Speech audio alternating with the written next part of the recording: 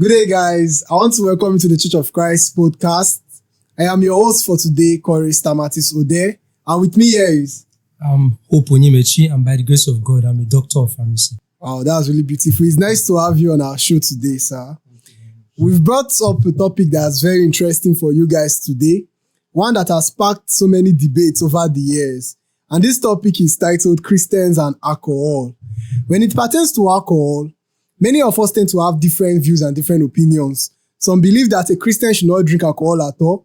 Some believe that a Christian should drink and not be drunk. While some believe that you should take it because it has certain health benefits it's going to offer you. I want to ask you, sir, what's your view as it pertains to this? Okay, thank you very much for the question. Good afternoon to my viewers and beloved listeners at home. I'll be talking from different aspects today, but first, directly to the question that he asked about the views that people have. First of all, outside the church, a lot of people believe that there is no harm in taking alcohol, so you can just do your thing. I mean, when you have the time and the opportunity, go ahead and do your thing. You don't have to. You live just once. You only live once, so live your life the way it pleases you. Why? When we are talking about the Church of Christ, the family of God, the body of Christ, I've been opportune to be trained under different persons, different ministers, and I know that right from childhood, I've met different persons that have different views, people that I hold in very high esteem. I remember that I met a particular person that told me that, you see, alcohol is abstinence, totally. In fact, that the same way Samson's hair was shaved, that's exactly the day, run away from alcohol, the day you decide to just try it. Just know that your hair has been shaved spiritually. That was the word. It's still in my head. Now, there's a second school of thought, another person that I respect so much, whose view is very straightforward. It tells you, my guy, if you have the opportunity, shayo, but make sure say you know misbehave when you run out. You get. And somebody, why there's a third category that says, Omo, if you have the opportunity to do your thing, whether you misbehave or your life, now you get them. So these are the categories of people you have. You have those who are strictly for abstinence. Don't even go there, because they believe that it is only when you taste it that you know that you are drunk, because it is in the taste of the pudding, is in the eating. That's what they believe. Now, the second category, like I said, believe that it is drink but don't be drunk. Why the third category believes that drink, be drunk, it's your life, enjoy it while you're young. Yeah, you only live once, like Exactly. you said. Okay, so basically, those are the three categories of So people. which of this category are you? Which one do you believe? Which one do you feel is okay, is appropriate? Why did I see this question coming?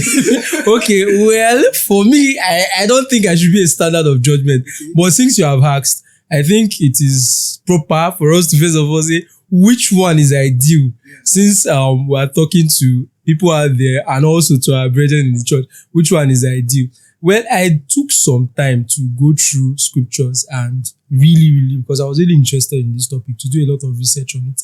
And you would agree with me if you've studied that there is no way that outrightly we were commanded not to drink. What we were commanded of is to be sober and not be drunk. Don't be filled with wine. These are the advice that were given to Timothy, Titus, and so many other aspiring ministers in the Bible. But today you hear most persons that tell you different things. The truth is that for me as a person, I think I would choose to put myself under the category of persons that the world want to call social drinkers. Now, who is these persons?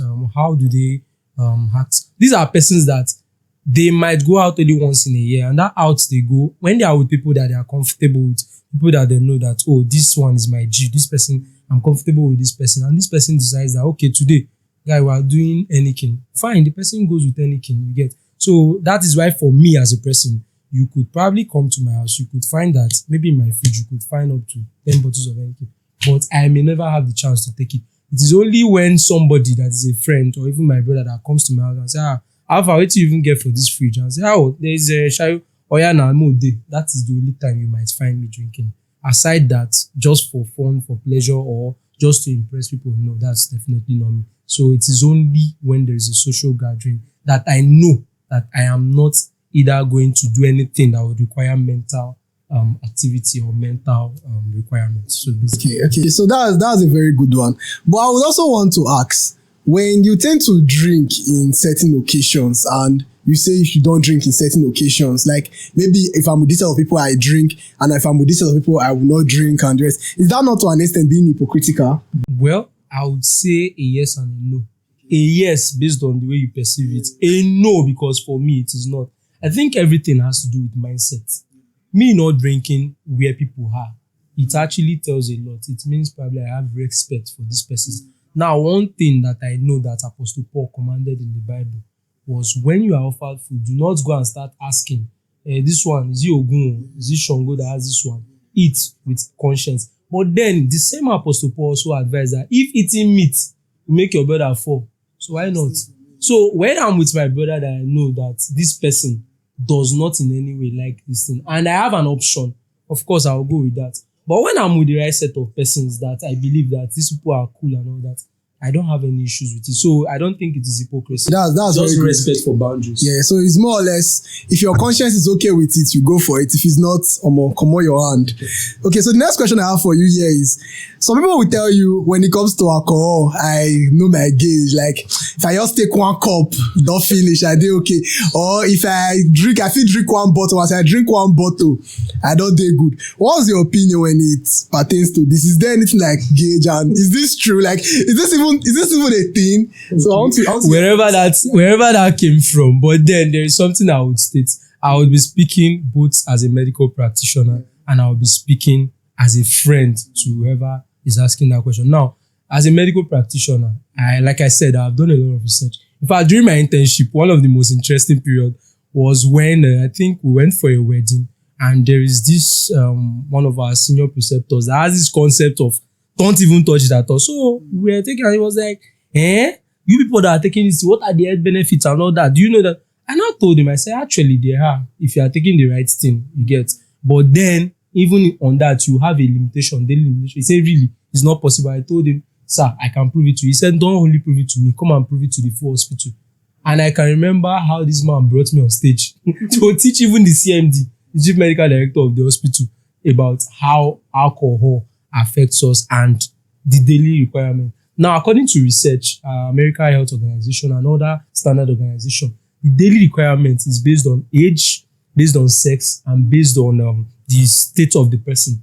Now, for a person who is a young adult and who is still very vibrant, whose organs are very, very, very, very good, are still very, very safe, the daily recommended dose, I'm saying dose now because I believe in our own profession, we know that alcohol is part of that. Yes. So the daily recommended dose for alcohol is nothing for a man, is nothing more than 2 bottles. And if you are classifying, it is also known as 660 ounce, 660 to 700 ounce. So it's measured in ounce. That's how liquids are measured. So in a bottle of Heineken, for example, or Budweiser, what you have is 330 mils. And when you do the mathematics, you fall under somewhere around 330 to 350 mils. So when you add that up to 2 bottles, that is about 700. But that does not go for everybody. There are persons that will tell you that just one shot, their legs are already shaking. I used to have a friend, a female friend, that whenever we go out, whenever she just, if I'm taking my thing, she'll be like, I want to try this thing you're taking. And I used to warn her against it because of the previous experiences I've seen in people. And one day she insisted and I said, take. Immediately she just sipped the first one. We were talking and I started noticing that I was very fun. I said, what's going on? It's like, I cannot feel my legs. Please, can you just take me home? So I have seen cases like this where people become vulnerable to certain conditions where they are not supposed to be, and it's this or that. So my advice is simple. The daily recommended dose is there. Both for wine, if you want me to tell you, I'll tell you and all that. They are all there, they are stated. You can even do your research. But that doesn't mean you should abuse it. If you know that it is not your thing, please don't even go into it. Okay, so it's subjective to the person. Yes. Like me personally, now I know that I cannot stand alcohol. Like one shot, that's one shot. Yes, it will just. But that does not mean that the fact that I cannot take that one bottle or those 2 bottles, like you said, that doesn't mean I'm not healthy, right? Yes, of course. It does not mean I'm not healthy. Of course, it doesn't. Okay, means I'm okay. You are very okay. Just about my own. Like I said, stick to your thing. If your thing is Zobo, drink it with pride. If your thing is malt, drink it with pride. Leave those. Okay, so let's just move on to our next question. Our next question is, what are the short and long-term effects of taking alcohol? Okay, yes, alcohol has certain long and short-term effects. Now, for the short term, one of the things you are going to experience is that this person will have impaired judgment. You get? That's for persons who are already intoxicated. So it doesn't mean that if you bring a bottle of alcohol, I just take it and start having impaired judgment. No. It has to be that I have been intoxicated. And by being intoxicated means it has already started affecting your sensory organs where you have your cognitive abilities. So you can see some people begin to have slurred speech. You might be talking about the exam you just wrote, and the person is telling you, hey, sweetie man, you go play last week. Those people now, but the talk will not tally. Just the same way people tell you that people that smoke, they have this bond within them, and nothing is ever correlated. I can remember one of my friends that said somebody inhaled Igbo and said, say tomorrow now, how does that relate? So that's one thing you find in people who are drunk or intoxicated. They have impaired judgment. Now, the second thing you are going to find is that for these persons, they may have ability to make correct distinction between things. This person might be seeing this mic, and this mic might be appearing as 4 to this person, whereas it is just one mic. It's actually, now there is also increased risk of accidents. I remember when I was working during internship, one of the things I always see on folders of patients that are brought is RT. So I made effort to go and find what RT means, and it's simple: road traffic accident. And if you trace very well, most of the times it is people that have gone to enjoy their life on weekends. They enjoy their life. Yeah, something that is supposed to be an enjoyment in sense, and you see that people use it to end their lives untimely. So I remember we had so many influx of road traffic accident patients. And when I traced or asked most of them questions, I took it upon myself. Found out that it's either alcohol, intoxication through other substances. In fact, there was one in the East that was very popular at some point.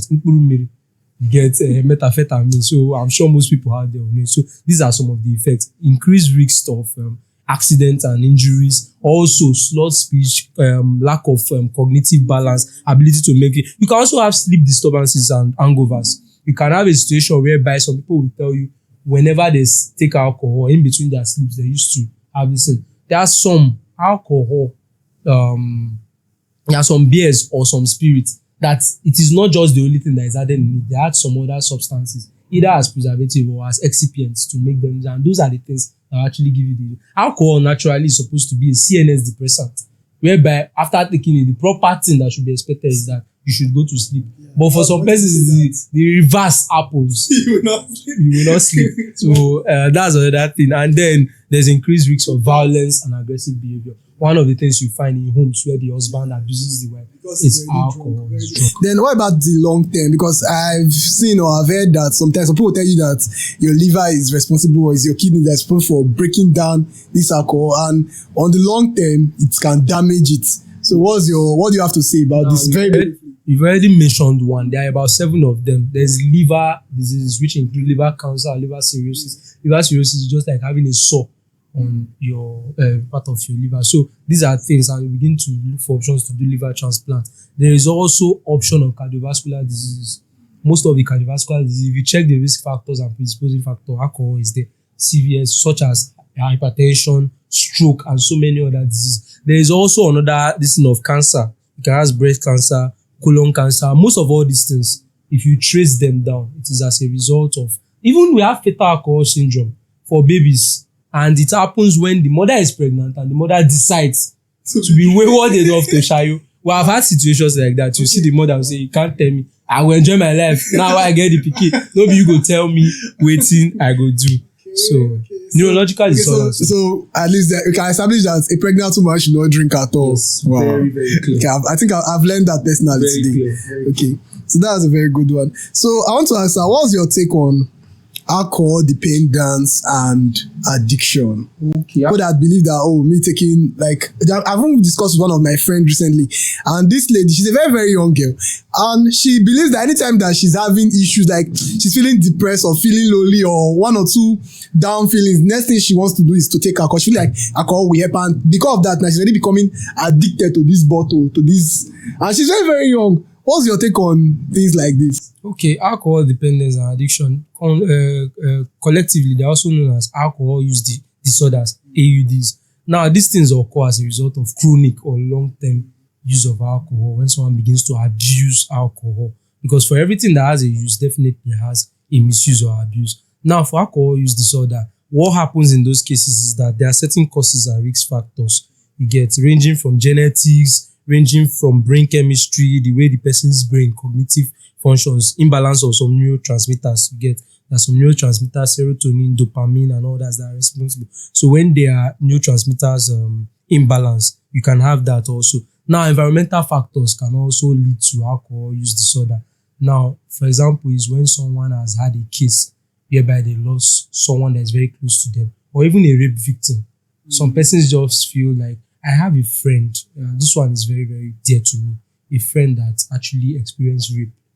So, and we're having a discussion. Currently, she's married, and she was telling me that since that incident, that anytime she wants to have sex with her husband, she has to first of all go and drink, so she doesn't feel. And I told her that's taking away. That's like taking away the pleasure of it.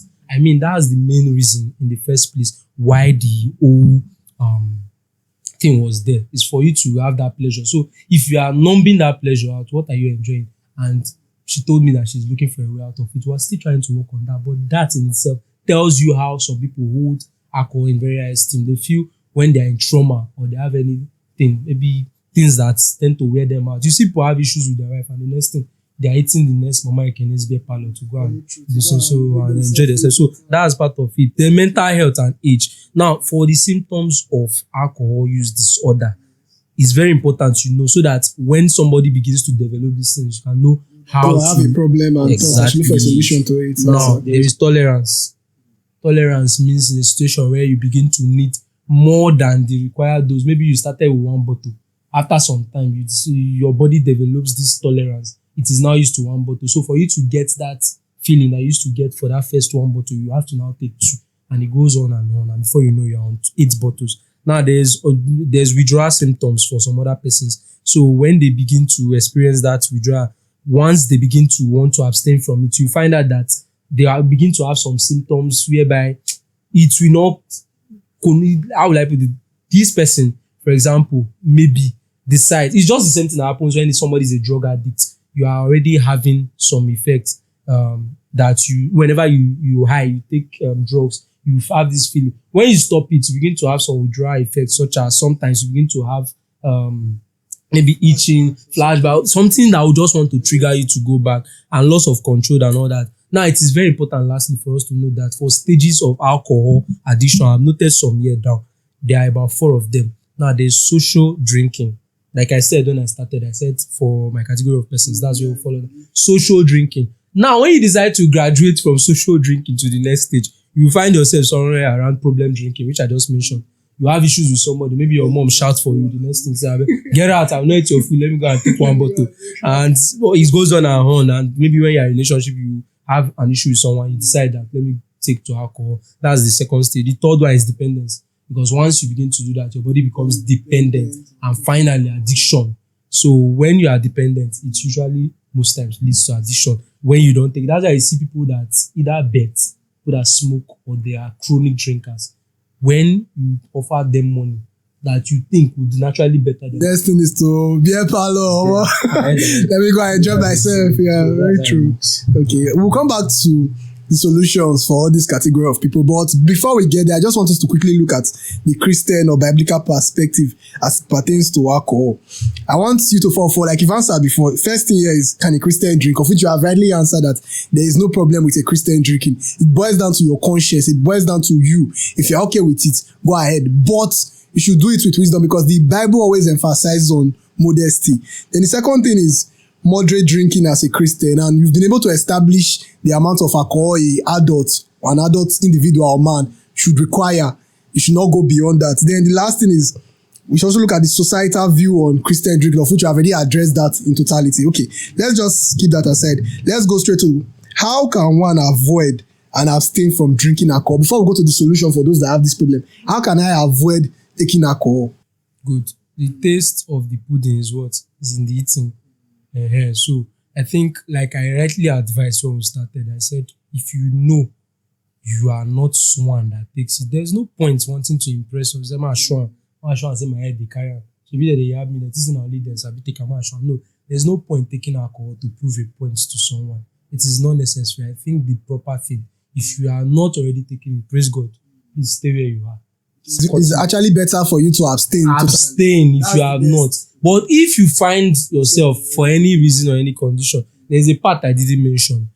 When I was in secondary school, boarding school, one of the reasons that predisposed me to alcohol at a very early age, I remember, was when we would have to go and watch football matches, Champions League. So there's this bar we used to go to. They have, I think in the whole of that village where my school was, that was the only place where you have TVs. So in our final year, then SS3. So when we go and watch matches, we find out that the rule was simple. You don't pay for the this thing to watch football, but you have to buy a drink. You have to buy a drink. So from there, that's even when I got to know any kid. So I was like, okay, this any kid, they should give me one, let me see how it is. And before you know, it started becoming more like, okay, it's usual when we go to watch match, we just take it and all that. So if you belong to that category, praise God also, please stick to what you know. Like I always tell people, drink what you know. I've been opportune to MC some programs and all that. And you see people, na free, we'll take like 50 bottles. Yeah, okay ourselves. It's no point. There's no point. Just stick to what you know. If you know, like I'm not a fan of mixing, you go somewhere, you want to add this to this. People do that a lot.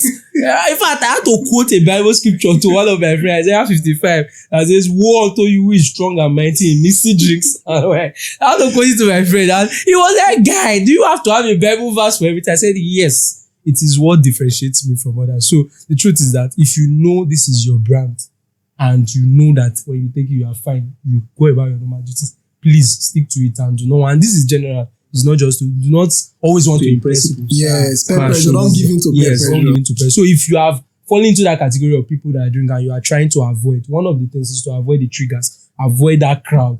Maybe there's this particular friend, anytime you go, you say, take one for your stomach's sake. Take one like Timothy for your stomach. Please avoid such friend if you know that you don't want to give in.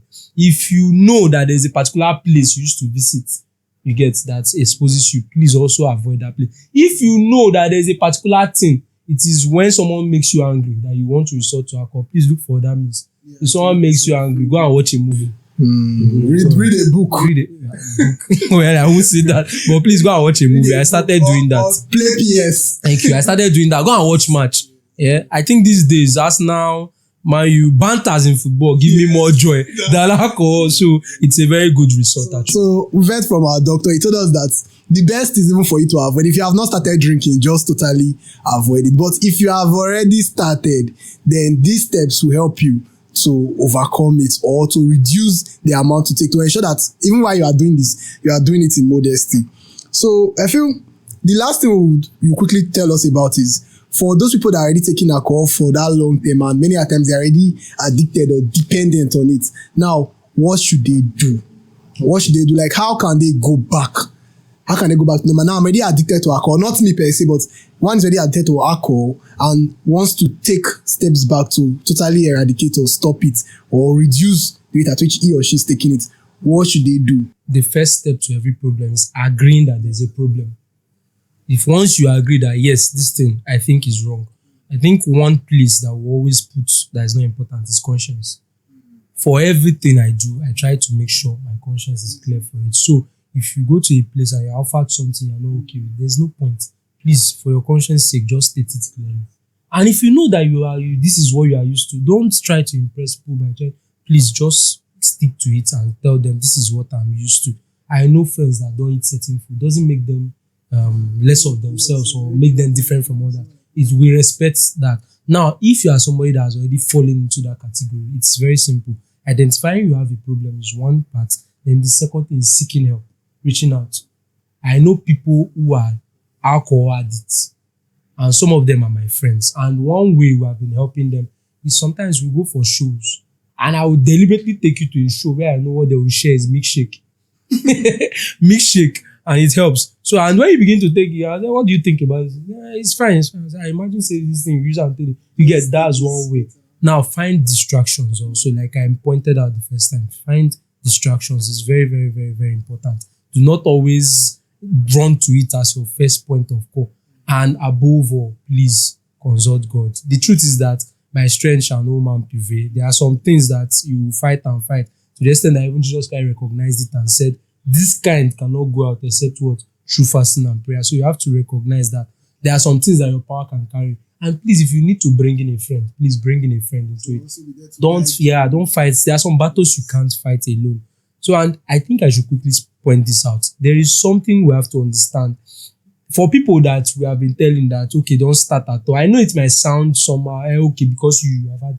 The truth is that there are people that have had incidences that were so nice because of alcohol. Some people have had one time thing that they will have to regret for the rest of their life. There are people that have pregnancies out of wedlock because of just one single. There are people that have had rape cases because of one single. There are people that have had so many unpleasant experiences. There are people who have killed a family member mistakenly. God may be so merciful to you that you will not be the one to die in that accident or somebody. So if you know say your head no dey carry am, why stress yourself? Like they always say, if your skin no full, no pull body. So there's no point trying to prove a point. So instead of doing something you regret, don't try. After all, the only way to know that you are drunk is when you drink. So if you know that, oh boy, this thing I never take am before, ma achieve, stay with your Zobo, stay with your malt, and be fine. And God will help you. Thank you. Yes, okay. Thank you so much, sir. It was really a nice section. And for our viewers, you all have heard what our doctor here told us.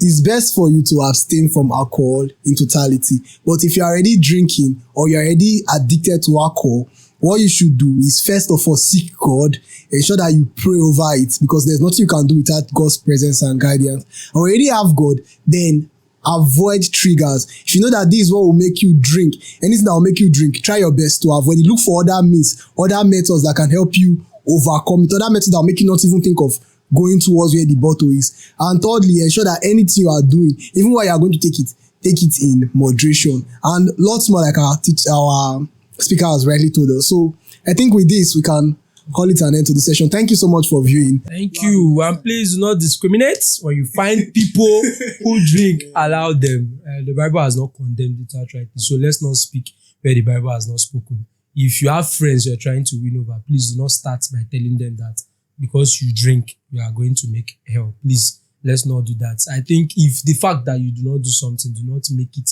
a law that others should not. That's you being a dog in a manger. Rather advise them in the right path. If there's any negative effect, think you can start by telling them, I used to take this thing, or this is one of the effects. I think that way you can win them easily rather than discriminating. Thank you very much.